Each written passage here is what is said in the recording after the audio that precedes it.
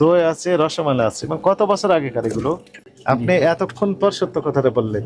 একটা ট্রের উপর আরেকটা ট্রে যখন রাখেন তখন ওই ট্রের নিচে যে ময়লা আবর্জনা থাকে সেগুলো এখানে পড়েছে, ময়লা এই তো? নয় আপনার এই ইয়ার এই যে কি পড়েছে সত্যি কথা বলেন, কি এগুলো? ময়লা না? ময়লা না এটা।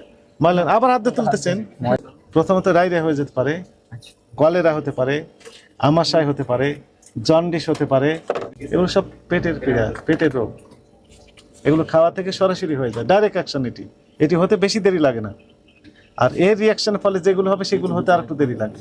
একে ফুললি 3 মাস পার হয়ে গেছে, তারপর আপনি বিক্রি করে যাচ্ছেন। তার মানে কত কাস্টমারকে আপনি যে ঠকিয়েছেন এই মেয়াদের কোনো বিস্কিট বিক্রি করে।